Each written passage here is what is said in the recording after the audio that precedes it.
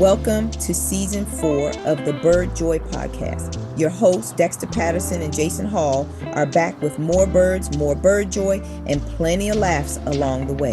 Each episode brings new stories, fun conversations, and a whole flock of good vibes. We're happy you're here. We really miss the homies, and we hope you enjoy this season. You ready? Let's go.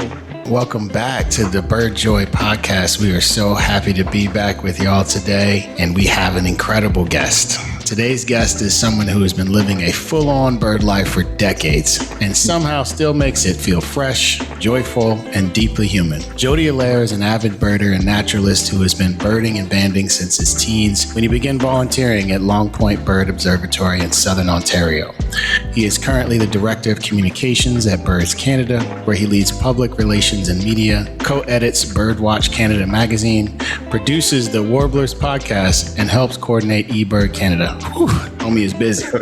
Over the years, Jody has worked on an incredible range of bird conservation and community science projects, including bald eagle monitoring, nocturnal owl surveys, youth education programs, and forest birds at risk initiatives across Ontario.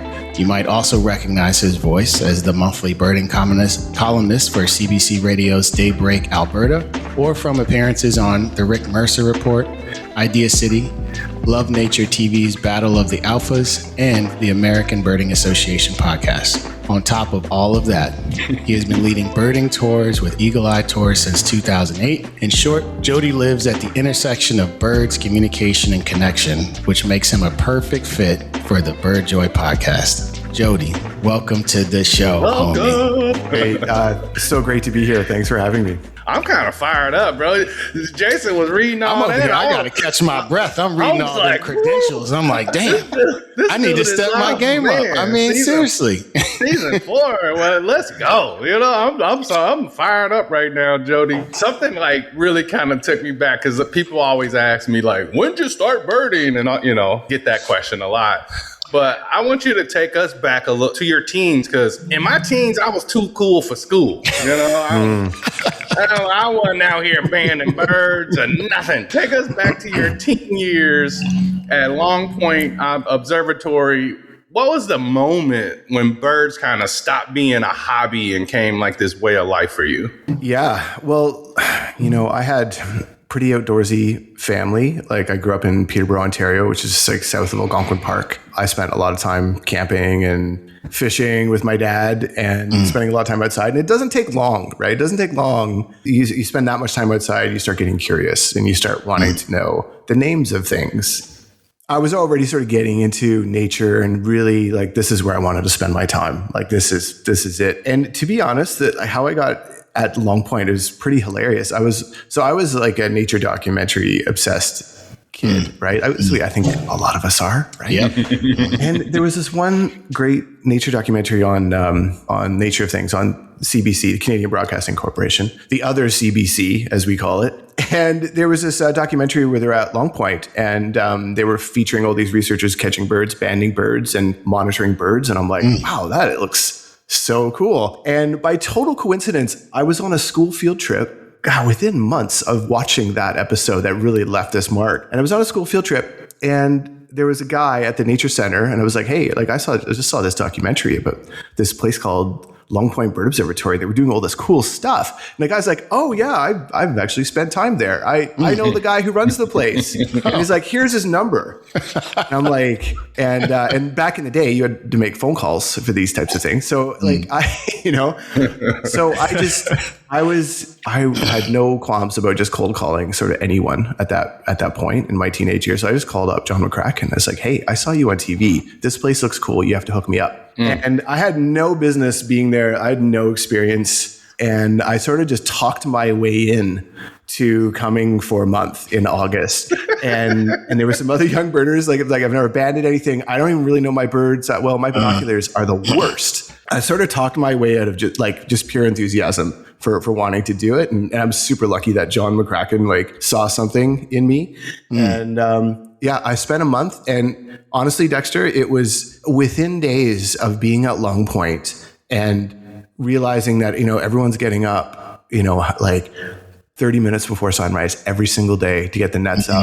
There's a census every single day to count all the birds around you. And like that whole structure and seeing people, having people from all around the world, you know, being there, it was like, this is what I want to do. Like, this is it. It was like sort of like found my people. And it was like, wow, I couldn't recover from it, to be honest, after a month there and like being at the tip and like learning how to cook for myself, you know, like all that stuff and like building a bridge and like doing all these things I've just never done. And birding every day, banding every single day. You know, I got back and I'm like, what, I'm supposed to go to school now? Like I'm supposed to go back to like quote unquote normal society? Learn physics for what? I don't want to do this. I remember like even like getting up and doing like a census around my neighborhood, like before the school bus came to pick me up. Like I was like, really into it. You know, it really set me on a path. I'm so lucky not only just to have like super supportive parents, but to have had that opportunity when I was a teenager. That's what I wanted to do. I wanted to do work with birds. And I just dove in head first. And it's like, but I knew I needed to go to school and, you know, I went to university and all that, but it was like a formality for me. Like academia wasn't really my thing, but it was got a degree. And then, you know, right away, as soon as school was done, I was running Long Point Bird Observatory, and that's back to the birds. Back to the birds. Hey, Jay, you know what I always say, Jason. The universe makes no mistakes. It does not. And the universe was like, release the McCracken. We got to get this cat. We got to get this cat Jody in here. That's great. That's great. It's so funny how those connections happen, right? And like in that activation energy you had to have to say something to the person on your field trip, to call the phone number, to convince them to let you come, and then to have the energy to get up and do it. And like, it sounds like a lot of that is really kind of pivotal in your life. And like, you kind of answered one of our next questions, but I'm going to kind of flip it a little bit. Is like, what of those things in that first experience, that first month or so, what things are you still carrying with you today when you think about birds and conservation? Like, you know, like no matter what you're doing, you're always going back to that moment, that principle, that thought. I think there's a few things. I have really strong, vivid memories of that month, you know, and I remember like I had hardly seen any warblers at that point. Like, again, I had no business being there. I really didn't. And I remember like, and this must have been like in retrospect, really embarrassing, but it wasn't, you know, for like McCracken, Paul Pryor, Graham Gibson, like these mentors I had that are just incredible people and still mentors. And like, I remember saying, it was like, hey, you know, like, but flipping through this book and this black and white warbler is ridiculously looking. Can you see one of these?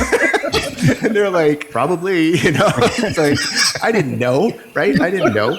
And I remember seeing one and I was like, this is the best looking thing I've ever seen in my life, you know?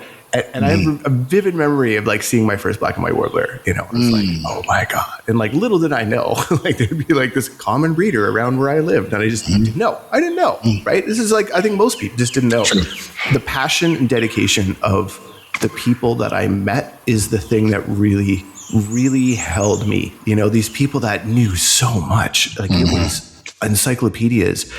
They just had this passion for what they were doing, knowing that it's making a difference for birds. And in order to achieve that, it's all about training and getting, you know, younger people out there learning this stuff and understanding this stuff. And we didn't talk about population declines. We weren't talking about like the threats birds are facing. It was more just like, again, the joy and learning techniques and getting that, doing the work, you know, sort of up front. And that really stuck with me. And I think as time has gone on, it's really become about the people for me, you know, in terms, especially from a conservation lens. I bird every day. I'm birding every day, you know, like this birding is my life. But in order to really enact the change, we need to be engaging people, you know, and I feel like I didn't quite get that lesson when I was a teenager, right? It was like, point me in the direction of the birds, please. You know, that was me as a teenager. But now it's really come around where to me, it's really about the people and getting people engaged and connected. Sure. I think we all kind of hit that point where we're like, yeah, these birds are awesome. And you look around and you're like, but who can I share this with? Who's going to help me save them? Who's going to, you know, do all this stuff? And it's such a common story I hear, right? Like I've met very few birders that are good birders, good community members that don't have some sort of connection to the people. And they kind of form their own little flock, right, of advocates. So That's incredible to hear. And I'm wondering, you've worked on a bunch of stuff. So bald eagle research, nocturnal owls, which, and I'm sure some other things in there, like which project surprised you the most in terms of bringing just unabashed joy or having something, significant emotional impact? Anything you think back on where you're like, whew, that was deep? Well, I think there's a couple things. I think the youth education program that we had started up at BirdWatch Canada at Long Point, where we got some funding. There was interest from teachers and school kids to come to the Bird Observatory, but it costs money, right? And so we ended up getting funding to be able to cover busing costs. So we were able to pay for busing, because we're not in a large urban center down at Long Point, right? Like it's, Simcoe's like half an hour away. It's not even a very big city, Sure. Hamilton's an hour and a half away. So we got money to pay for busing so we could bus kids in from London and from Hamilton and some of the larger urban centers to come down to Long Point and experience the amazing Long Point. Honestly, doing that youth program, I'd done some youth education work in school, like right after school at Kingfisher Lake Outdoor Ed Center in Northern Ontario, north of Thunder Bay. And I was always really interested in environmental education because it's just so much fun, right? It's just the best. So to be able to really turn the Bird Observatory into sort of like a de facto environmental education center and have kids coming down in buses and showing kids a blue jay up close, or a northern flicker so they can experience the loudness that is northern flicker up close. It was so impactful. We did one program. So we do owl banding every evening, and I've always loved owls, and owl banding has always been super fun. So we're doing saw-whet owl banding in the fall, and I was like, hey, with the team and my fellow educator Liza Barney, it's like, hey, let's get the local grade 6 students all down for owl banding one night, and the amount of red tape we had to do for a Friday night. I'm sure, yeah, it was worth it. So we had all the kids, the parents, some pets, and you name it. There was we had 60 people down at Old Cut Field Station for owl banding, and they were so build a slideshow, prep them, and you could see the parents. The parents were just okay, it's when are we, Survivor's over. I gotta get home. So we did in that round. We did one net round, we didn't catch anything. It was oh man, okay. So, just waited a little bit. Next net round, we caught a saw-whet owl. It was everyone was shocked, even though they knew they were coming for owl banding. Everyone was shocked, and they got to see this little saw-whet owl, which is, if that doesn't turn you into a birder, I don't know what it could do for you. You are lost. If there's something wrong, get you, no soul or something. Right? I tell people, I said, if you just have a stare down with an owl, you'll never be the same. Let alone hold a northern saw-whet owl and then release it into the wild, and you're standing there you're this magical person, and you'll never be the same. No, I'm sorry, you'll just never be the same. It encapsulates perfectly the transformative power of birds, what birds can do for you. And so the kids were just jaw dropped, and I actually have a photo. I have this old photo of that moment. Someone took a photo behind me, and they could see it's a bit of my face, me holding the owl, and then all the people, and the kids were just gobsmacked. But the best part was the parents were wait, hold on. This is actually an owl. It's they didn't believe that we were going to be seeing a real owl. It was hilarious. Wow. And then part of it was the kids were you could see it in their faces, sign me up for this all the time. I am ready. And it was pretty obvious that man, one of the challenges is actually just convincing the parents to understand that this is a thing, this is a thing to do. Right. And I remember talking to kids, some of those kids years later, I'd run into the grocery store, and there was right away, it's hey man, that saw-whet owl, that was really cool. And it's yes, it was. Yes, it was. So I'd have to say, the youth education stuff was a big one. But I've gotten to work on so many other species. But I think species at risk was always a really interest early on. For some reason, I really gravitated towards the birds that sort of needed help the most. And so working on bald eagles, working on peregrines, and the forest birds at risk was and this is the Canadian perspective, but like in Southern Ontario, like habitat loss is really tough. Southern Ontario is a very populated part, the most populated part of Canada. And so those last remaining sort of Carolinian forests, especially the swamp forests, are super rare. So things like Louisiana water thrush, Acadian flycatcher, planetary warbler, cerulean warbler, they're only in these like remaining tiny pockets. And I know they're more common, further south and a bit further west with like Ontario and Wisconsin. But those birds, I really, really enjoyed working on those birds, working with landowners, like trying to show folks that like this is what you have here is really, really special. And I know I get a lot of satisfaction, although there's satisfaction, but there's also a lot of stress and anxiety that comes with working on species at risk and species that are not doing well, right? So it was a bit of a balancing act. Sure. You know what's cool, Jason, and I know you can relate to this because you inspired us in Wisconsin to start our Bus to Nature program.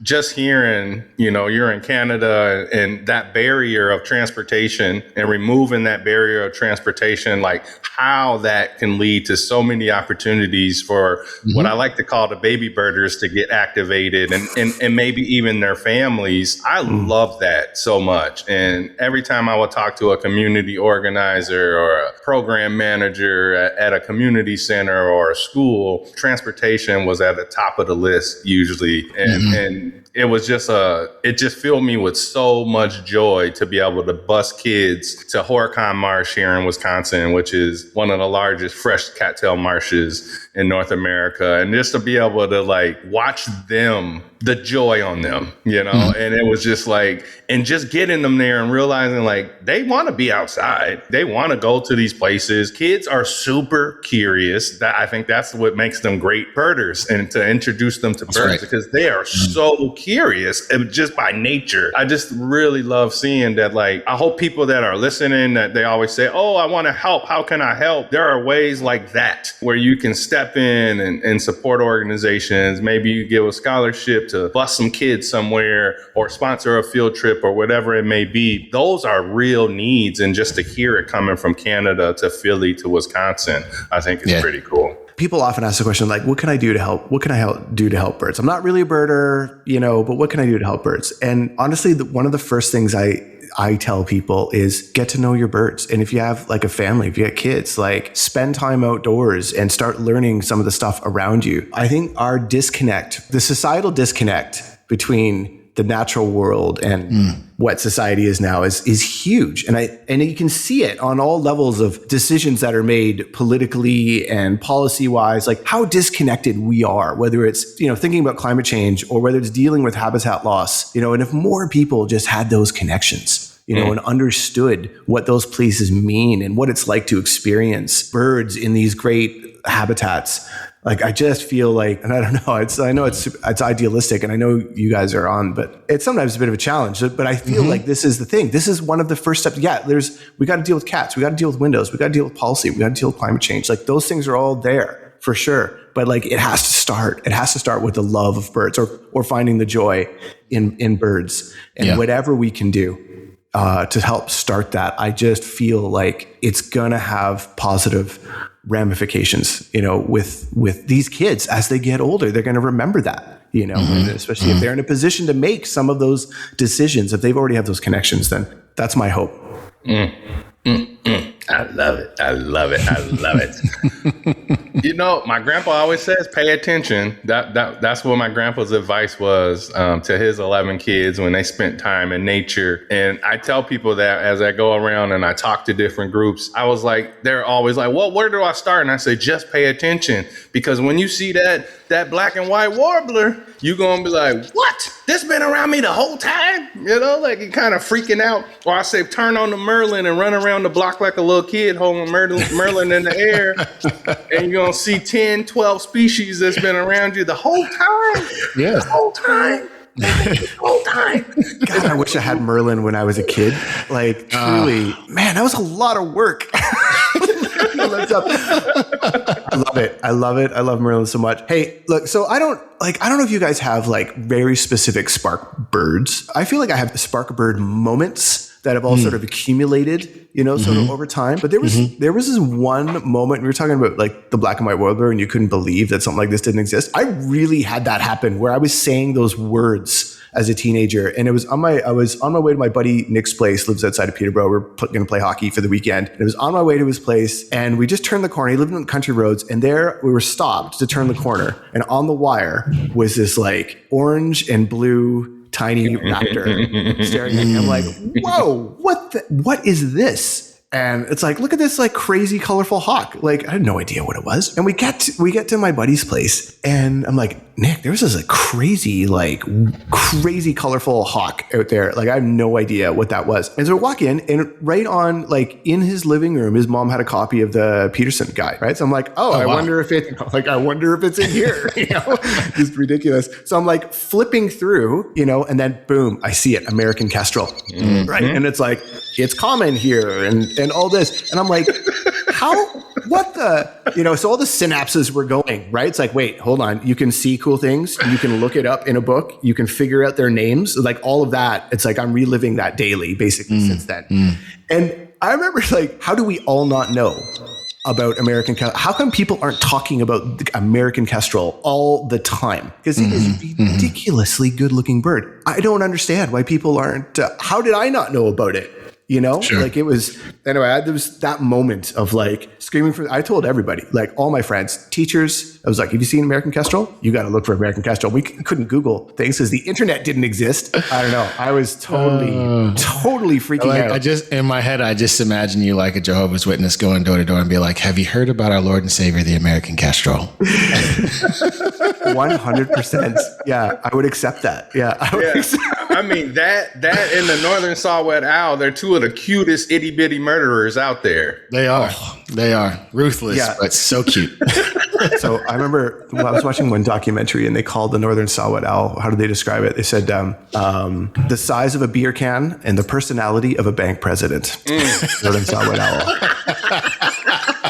Yeah. I like to refer to them as weapons of mouse destruction. Yes. Yeah. Northern saw-whet owl. Yeah, badass. I love it. I love that a lot.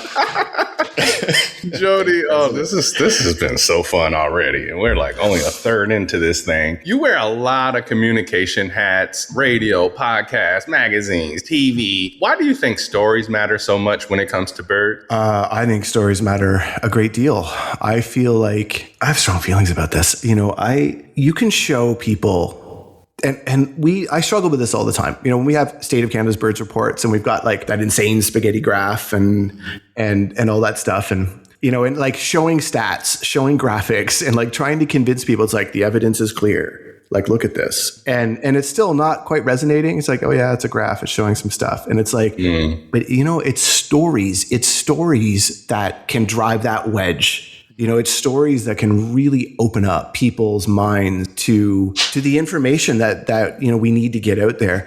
And but I grew up on stories. I grew up, my dad and my grandfather, who I didn't know, you know, they were outdoorsy, fishing all the time. And like I grew up like camping with my dad and hearing all these crazy stories of like my grandfather getting like chased up a tree by a moose and getting like stuck there basically overnight, and then the tree fell over. Like after I grew up with these crazy stories. I'm like, is this real?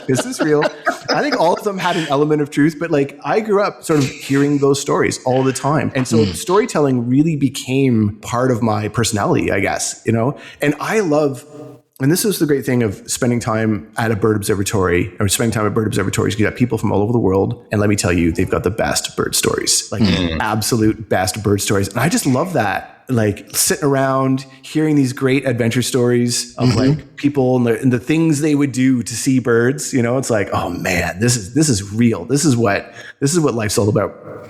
And so I think I've carried that through with communication, and I'm not really doing field work anymore, unfortunately, but it's really become about the people. And the thing I'm super motivated, and the thing I love about working for Birds Canada, and the thing I love about being a tour guide as well, is I love dealing with people, working with people, telling stories, you know, getting people on board with some of these issues that birds are facing. And storytelling is just one of the best ways to do it. Like it's really, really is. I feel like we need more storytelling out there. It's huge for me, and communication's really become my thing now. And I'm here for it. Like I'm here for it. I'm constantly trying to figure out like what are great stories to tell. So our podcast, we get to do that, and shout out to the podcast team, Andrea, Kate, Chris. Andrea is just I think just a phenomenal host and so great at like telling these stories, getting these stories out there. Storytelling's powerful. Right. As you guys know, because you guys are fantastic at doing this. It's one of the things I love about your podcast and the amazing work that you're doing. Storytelling. Yeah, storytelling's huge. It is, and I'm wondering, like, just the different kind of media you have there, and you were talking about when you meet up with people and the kind of stories they have. Do you find that curiosity differs as people interact with you from a perspective of like hearing you on the radio versus hearing your podcast versus being on a tour? Like, do people come at it from different angles depending on the media that they've interacted with you on, or is it all kind of the same? I don't know if it's too different. I feel like it's a lot of the same, but I think the goal is trying to reach people in different outputs, like different communication outputs. And some people are listening to a lot of people listening to podcasts. There's like a Golden Globe for podcasts now. I thought that was crazy. Yeah. No, I didn't know that. It's, so podcasting has been a great way. And for someone who loves listening to stories and telling stories, podcasting is like a perfect intersection of my interest. But some people like reading, as do I, and, love reading essays or love reading articles. So I feel like we're trying to do similar things, just using different ways to try to reach as many people as possible. It's a great way to build relationships really quickly with folks, like on tours, and people, have listened to the podcast or have, listened to a CBC radio segment or something like that. It's like they already sort of know me.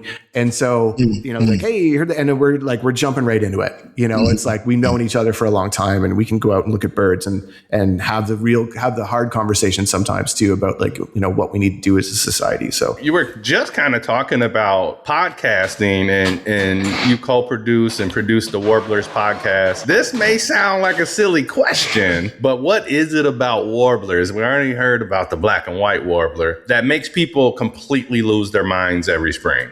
They are, I don't know. I feel like they're the quintessential like Pokemon, the wood warblers, aren't they? Yeah. Small, colorful, mysterious, hard to catch, hard to see. I think warblers aren't easy, right? Like they're ridiculous, but you have to sort of work for them, right? And in spring migration, they're singing. They're in their most incredible plumage, although, don't get me started on how awesome I think some fall plumage warblers are. I think it's the combination of like spring awakening of like, winter is finally put to bed and we're getting this reward in this, the anticipation of seeing all these, like some of the most beautiful birds in the entire world are coming through. And so I feel like there's a bit of that. It's like this, dust off the winter and like get into some Blackburnian warblers and black and white warblers and all this stuff. But yeah, I don't know.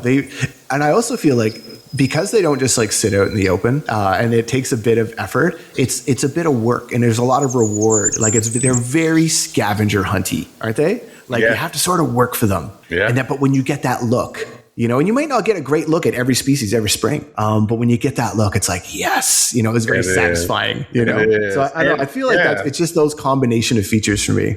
Yeah. The colors, but also the songs too. Right? I love the songs. When you mentioned like this transitioning into spring and you're hearing them, even though you might not see them all the time, you're still hearing them and stretch your necks as you're trying to find them. But they're super fun. And I think it's the variety of them. I always tell people our birding community should look like the birds that we all love. And I think about, we got this color bird, that color bird, little birds, big birds. Some can fly, some can't fly. Some are skinny, some are fat. It doesn't matter, right? Like we're all kind of in this thing together. I think when warblers remind me of that. Oh, I love that. When I look at warblers and all the different warblers and spring migration really kind of reminds me of like, this is why we do the work that we do. Is to try to build a birding community that looks like this, of all this beauty that's kind of out there. And they can be hard. And I always tell people, give yourself some grace, right? Learn one at a time, one song at a time. Like don't stress yourself out so much. Jody, if somebody's intimidated by warblers, what's the best advice you would give them from turning that confusion into some bird joy? Yeah. The first thing I would say is take the pressure off yourself, like truly. And and fully embrace that you're going to make mistakes on the journey, and some things take time. I remember being like the teenager that I was skipping school on spring migration days. Like I walked out of a class because of a kettle of broadwing hawks outside the window, in high school. And I remember being so impatient because I wanted to see northern parula, I wanted to see orange-crowned warbler, I wanted to see hooded warbler. Like I was just like really, really obsessed as a teenager, and I just couldn't control my enthusiasm for it. I would say to people, like, it takes a bit of time, and you'll make mistakes along the way, and you'll misidentify things along the way. And guess what? You're going to keep misidentifying things through the whole journey, and that's totally fine. That is totally. There's no standard. I like to say, like, being a birder isn't like a level of achievement. You haven't like crossed into, it's like, congratulations, you can identify, 89% of all the birds. You're officially a birder. Like, I just think that's ridiculous. It's all about, if you enjoy looking at birds, you're a birder. Yes. Done. Right? It's not a level of achievement. You're going to make mistakes along the way, and you will get to see all of these things. You will get to see all of these things in time. And I think if I was to have a chat with my teenage self now, I'd be like, slow down a bit and just enjoy. You don't have to see everything immediately, enjoy them as they come. Yeah. Like learning songs takes some time. I think Merlin has been huge at really helping crack down like the sort of the song barrier, and just, it's a little bit just putting some work in, like having a field guide, flipping through it or scrolling through it and using Merlin and getting out on good days and finding your people. I think that's the other part of it. I think I was a young birder at a time when there were not many young birders. There really were not, especially in Canada. Like there was a few of us, we all knew each other. And now it's so different. Now the birding community is so different and much more diverse in every way, shape or form. And I'm so here for it. It's really fantastic. And I don't know. Yeah. But again, the warblers are exciting, right? Like, yeah. I always tell I love your perspective. I love your perspective on warblers and people. That's wonderful. Yeah, I always tell people, like, once you become like, if you're starting to worry about checking off the bird on a list and like growing, like you really start to lose your joy at that point, right? Like if you're worried about, I just have to see this, and you don't see it, you're setting yourself up for disappointment when that whole journey of it, right? The journey of birding is joyful. Like it doesn't matter how many times you see a black and white warbler, I guarantee you get excited. And you're just like, it transports you back to that first time. I tell people all the time when I see a photograph of a photo I've taken, I literally it's like I'm there again, and I start feeling it again. It's like being there again. And it's just really kind of cool. So I would just tell people, like, enjoy every bird that you may see. And if you don't see it, yesterday, Jason, for example, we had an event in Milwaukee. We had our first ever photo gallery exhibit for our birding. I saw that on Facebook, yeah. And it was super cool, but guess what bird was reported at a local park? We talked about it in our intro episode, Jason, and you want to have one come to your yard. Evening grosbeak? Yeah, there's one hanging out in Milwaukee, right? And Rita saw it, and so myself and one of our club members at Roon, we went to the park to try to see it. I sat there for over an hour and I didn't see the bird. I have never seen so many northern cardinals in my life. I saw dark-eyed junco, Oregon subspecies. Oh, nice. I love those. So, like, I was seeing all the little red-breasted nuthatches, and my wife was with me, so she was seeing, she's like, this is like a Bambi movie. She was freaking out, like, and it was like... Yeah, she's right. It was so cool, though, bro. Like, I didn't see the grosbeak, but I literally left there, my heart full. You know what I mean? Like, and that's why I always try to stress to people is, like, I got this motto, Jody, of, like, see you next time, homie. Like if I don't see you, that's part of like being a birder, like looking forward to that next experience. It makes you want to get outside again too, right? Not everything has to be a nemesis bird, right? Not everything has to be. That's right. It's like you'll have a chance. But I say evening grosbeaks, like I've seen lots of evening grosbeaks, and I cannot get enough of evening grosbeaks. And we're having a bit of a year for them, especially out in the east. But like, yeah, like if there was an evening grosbeak outside right now, I'd have to have a serious conversation with myself about whether I'm running outside to try to get a photo of it or not. This is the thing that I've never lost. And you know, I don't feel like I'm the best birder out there. I feel like I'm not the best communicator out there. I think the one, if I have a strength, it's like sort of unbridled enthusiasm, like all the time. I'm always enthusiastic about stuff. I know we were on a tour. I was just in Costa Rica on a birding tour, and there was a black hawk eagle flying around like right over like the parking lot. Like, I gotta go look that I'm up. looking at it, and I'm psyched. And like, it's like one of my favorite tropical raptors. Like, just incredible looking thing. That's a really nice looking bird. Okay. Oh, like, it's so, and their wings, when they like how like bulgy like the secondaries are on their wings. Oh, it's man. really cool. That's cool. Shape. Love black hawk eagle. Whoa. Throwing it down. It's the best looking tropical raptor. I'm just saying. Okay. All right. Gauntlet is down. Yeah. And so I'm really excited because this is like, love this bird and like any chance to see it. And so I got everyone really riled up and excited. And they're like, and like one person in the group was like, "Oh, is this your first one?" It's like, no. I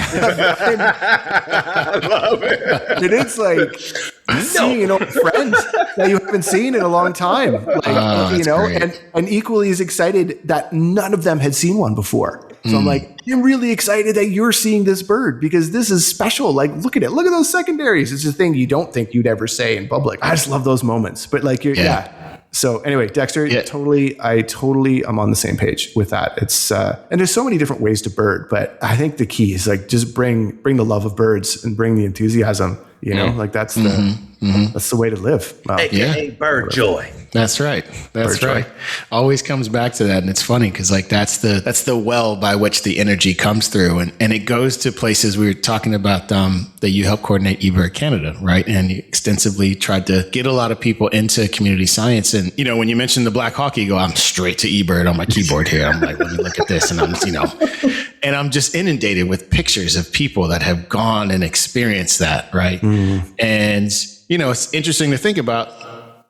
I would guess for 99.9% of them, it's that same endorphin rush that we all get when we get to see birds that either for the first time or birds that we haven't seen in a long time or birds that we just love to see in general. Why is that? You know, we don't talk about bird joy as much as a conservation tool, right? And like, talk to me about how is it flipping that joy into work, right? Because you mentioned your first month at the Long Point Bird Observatory, right? It was like you learned how to do the work first, and then you were able to then flip that. You know, you turned on the power button, and you're feeding all that work with your joy and your enthusiasm. Like, talk to me about how that works with you in the community and the work that you do with eBird. I think bird joy, the love of birds is sort of with me sort of all the time. And it is the big motivating factor for me in all the work I do. Some of the disconnect I think people have with like birding, especially when you talk about like enlisting and doing big ears and stuff like that, like sort of the more extreme element is that people may not see that it's like, we really enjoy sort of seeing birds all the time, whether they're common birds or something unusual. And like, I obsess over my yard and like seeing what comes in the yard. And I've got all sorts of really interesting junco subspecies here about like just Cassia juncos in the yard and all this kind of fun stuff. But like my favorite bird in the yard is this female hairy woodpecker. Seldom get the male throughout the winter, but there's a female hairy woodpecker and she's here only for like maybe 10, 15 minutes a day. And it's like, I really get excited every time she shows up because it's just like big and wonderful and just like owns the yard completely, like completely dominates the yard. Of course. I just get like excited every time I get to see that bird. And I know I have this connection with birds. And the thing that really motivates me to do the work is that I want others to feel this way. And there are some really big conservation issues that we're facing, you know, and like, good example, State of Canada's birds like just came out like last October. So right before the state of US birds, they mirror each other a fair bit, you know, with grassland bird decline, aerial insectivore decline, high Arctic migrant shorebird decline, all these things, all these birds that are in really, really, really big trouble, you know, and birds near me, like chestnut-colored longspur, you know, declined by 98% across their range in Canada. Like there's some dark we're at a crossroads in a lot of ways. Like there's some work to be done. And to me, there's sort of two ways to sort of go about this, like understand the scope with which bird populations are in such big trouble and how society is not rallying enough to help protect habitat and birds. And I feel like that's a slippery slope into eco-anxiety and feeling like I'm not enough or we're not enough. Birds, maybe, are they not enough to like change people's minds? And that's a dark place. Like admittedly, like that's kind of a dark place. Sure. I choose remembering the joy of birds and understanding how transformative experiencing birds and experiencing nature can be. And I think the pandemic was a great test case in this, wasn't it? As dark and terrible as the pandemic was, still is in some cases, right? But that was a great test case of like when people are down, they found nature and they found birds and they found wellness within that. And to me, there's a lot of hope there. And I cling to the hope that birds can convince people to make better decisions, convince people to engage. And so there's a lot of work to be done. And I've been over 22 years now at Birds Canada, and I love my job and I love the people I work with. Everyone there is really dedicated and really wants to make a difference for birds, and just being surrounded by that is really invigorating. Like I really feed off of that and the amazing work my colleagues are doing. Honestly, it's remembering birds and like my love of birds, and birding every day gets me through those moments of like, man, we have so much to do. Like I want more. And from a communications perspective of like, I want more TV coverage. I want more, not even for me, but for birds and people, right? Like it's not about me. It's about the birds. But yeah, anyway, that's what fuels it. That's what fuels it for me every day. All right. Yeah. Last question before we get into a little bit of lightning round, but I know you lead a lot of bird tours. Can you describe a moment where someone saw a bird and you just watched that click happen for them? Like something that either they had been dying to see or like something where you cracked open that well of joy for them. That is absolutely the best part of leading bird tours. And so I lead tours with Eagle Eye Tours, and I do mostly Canada trips, some international trips, not as much as I used to. But I also here in Drumheller, we've got like a community bird group now. Hey. And it's fantastic. And there's all these people like birding. So it's like these free workshops, and I got some extra bins, and people are going out birding for the very first time. And honestly, I'd sign me up for that every day. Like, yeah, birding on a birding tour and people are birders and it's great. And it's like, showing someone like Black Hawk Eagle or, getting to see something like that. Like that's really great. But man, like you guys know, first time birders and we go out birding. We had like a spotted towhee sitting on top of a willow, like right beside the parking lot. And it was singing behind me the whole time. And I know he always sits in this one. The beauty of like doing a bird walk in your patch, right? I know he always sits there, right? So I already had the scope set on him and I knew he was going to be there. So I'm talking about birds and things to look for. And I'm like, okay, you guys ready to go birding? Let's do this with a spotted towhee. And then everyone would like, spotted towhee, and they could sort of see this bird and then look through the scope, and it was like, you could just see every single one look through the scope, and it was I should have filmed it. It was hilarious because they all made like a shocking face, and they're like, oh my God, the stripes, the eye color, what's it doing with that eye? And I'm like, welcome to birding.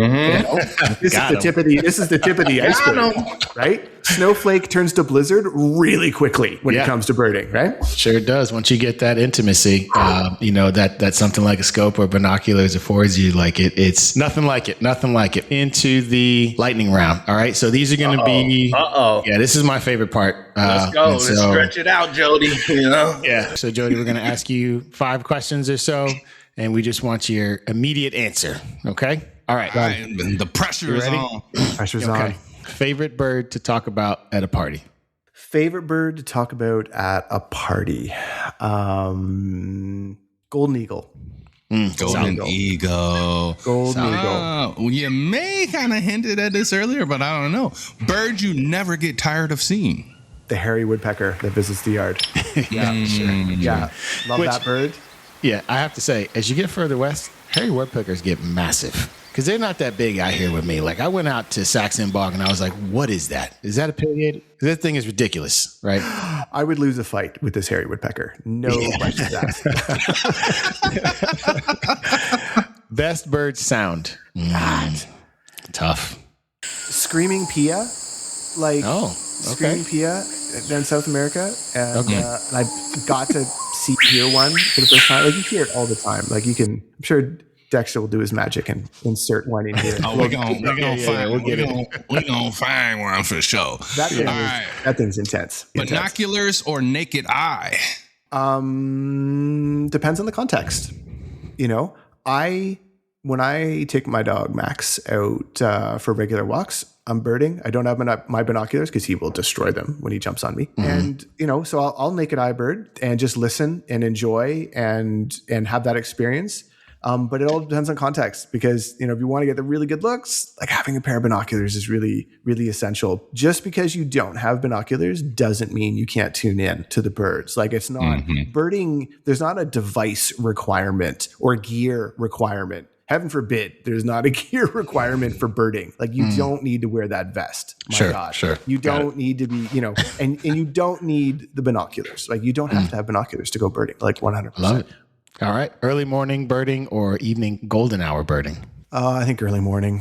I think it's early morning. You know, I think it's there's a lot more song activity and, you know, but evening can be cool. Like evening on a marsh, evening out in a wetland is pretty nice. It's pretty nice. Pretty good. They say early bird gets the worm. I say early birder gets the bird. So 100%. Fill in the morning. All right. To wrap things up, Jody, after 20 years of birding and conservation, after 20 plus years of birding and conservation work, what still brings you the most joy? Honestly, it's meeting folks that are engaged in birds or maybe just starting their birding journey or like you two, you know, that have the enthusiasm and are spreading the word of birds and how important it can be. Honestly, this is the stuff. Like I'm here for all of this. It's meeting the people, you know, it's the people, it's meeting the people, you know, and seeing so many younger birders. Like, man, I remember the time being a birder, like the stereotype birder was like your retired English teacher,